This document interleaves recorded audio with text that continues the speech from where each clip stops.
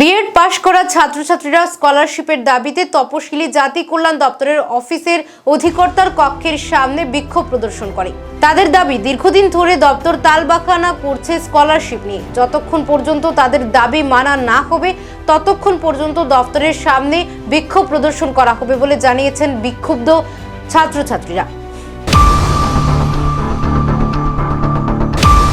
স্কলারশিপের দাবি আমরা অনেক দিন ধরে এখানে যাতায়াত করছি। সবাই আমাদের দীর্ঘ 7 মাস হয়ে গেছে। এর আগেও আমরা আগস্ট মাসে এসেছি, সেপ্টেম্বর মাসে এসেছি। ওরা বললো পুজোর আগে চলে যাবে, হয়ে যাবে, কিছু টেকনিক ইস্যু রয়েছে।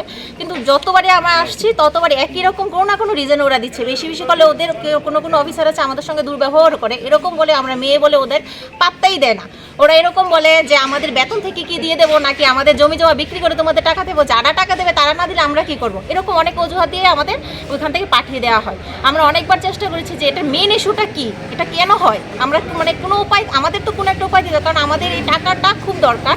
কারণ আমরা অনেকের কাছ থেকে ধার নিয়ে আমরা স্কলারশিপের টাকাটা দিয়েছি। কারণ আমরা স্কলারশিপের যে টাকাটা আমরা পাবো ওটা দিয়ে আমাদের বহিরাজ্য থেকে যে আমরা বিএডটা করেছি ওই টাকাটা শোধ করতে হবে। কিন্তু ওরা আমাদের টাকাই যে এখন আমরা পাই না, ওখান থেকে আমাদের অনেক চাপ, যার কারণে আমরা ধার দেনা করে আমাদের ওই কলেজের টাকাটা মেটাতে হয়েছে। কিন্তু যার থেকে যে ধার দেনা করলাম ওদের তো একটা নির্দিষ্ট সময় দিয়ে আমরা করেছি, সেই টাকাই আমরা পাচ্ছি না, ওদেরকে আমরা কীভাবে দেবো। এখন আমরা কিছু বুঝতে পারছি না আমরা কী করবো, তার জন্যই আমরা এই আন্দোলন করছি।